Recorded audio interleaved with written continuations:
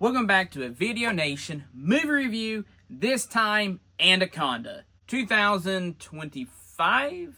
It's either 2025 or 2026. I should have looked it up beforehand, but I didn't. Anyway, so we have a new Anaconda movie, but this time there's a twist. This is not a sequel. It's not a remake. Technically, basically what this is the trope of taking an old property and then turning it into a modern day comedy. Was this a good movie? Yes. Before we get into it, I will address one thing.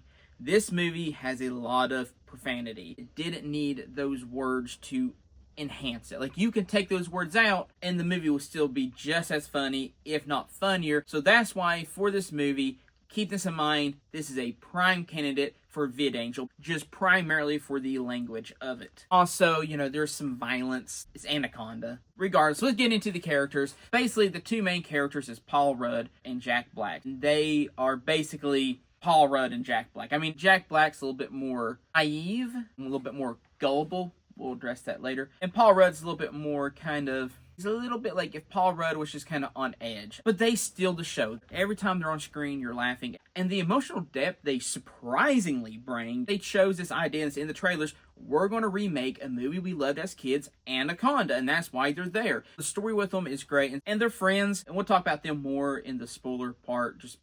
We'll get to that. And then there's technically two other people. There's the snake handler, and then there's this girl who... A little bit of a spoiler early on. She's this kind of like their tour guide. They got a nice little cast. And so, yeah, that's really all I can say without giving spoilers. So spoilers in 5, 4, 3, 2, 1. Surprisingly, there's 3 major things that happen in this movie. Well, technically 2, but I'll tell you what most people would call the big shocker spoiler. Ice Cube is in the movie for like 2 minutes tops. It's a scene towards the end where they run across him on the movie set. And then also, I think, was it Jennifer Lopez? She's at the end.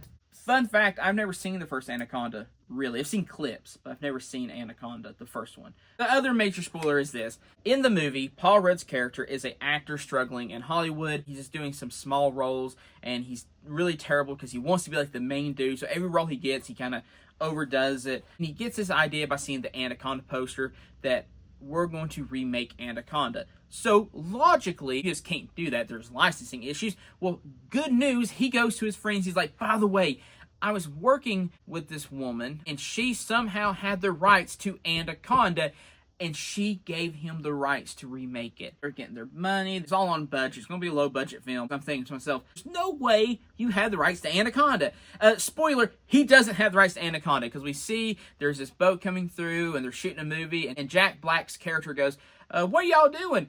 And they're like, oh, we're remaking Anaconda.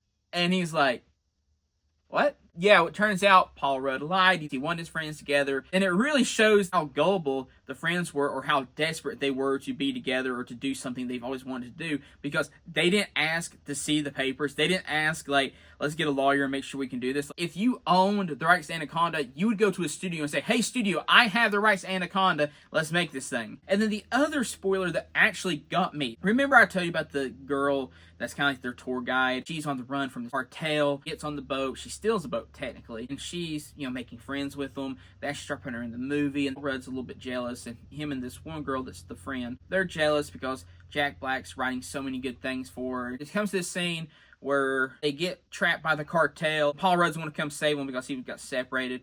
And then out of nowhere, it's revealed that the cartel are the police. And the girl that's running from the cartel, well, she's the cartel. Yes, she's the one smuggling the gold or whatever it was. So she's a bad guy. Honestly, I was sitting there going, you got me, movie. And I don't remember exactly what happens to her. I do think she gets a nice hug from Anaconda after that. So I think she's done from the movie at that point. But it was a good twist. The biggest thing I want to point out about this movie, yes, it is funny. Their personalities. Paul Rudd has kind of like this relationship with a female friend of theirs. He ends up with her at the end of the movie, and they have a nice little dynamic there. And this is where the movie shines the most for me. There's this great scene where Jack Black is having his birthday, and all of them are there, and Paul Rudd, and he brings this movie they made when they were like in 6th or 5th grade or something like that. I've made those movies. Me and my friends, as adults, have sat down and watched those movies laughing like they did. And I think that's why I like it so much. Because the whole time, them like, oh, we can do it. We want to make a great movie. And the passion they put behind it. And the scenes where Jack Black's writing on his computer the script and he focuses on the end. I've done that. Okay, maybe not as focused as he is, but I've sat there locked in like, oh, this is a great story, and these story elements. It's just basically friends who want to make a movie making a movie. And for someone who has wanted to make a movie, to me, right there, I'm invested. Beyond that, it made me hopeful in a weird way. Now, granted, they didn't have the rights to Anaconda, and they actually get, like, sued, I think, by the company. But at the end of the movie, J-Lo shows up, and she's like, oh, we actually liked your movie. We want you to direct our Anaconda movie, because it never got shot.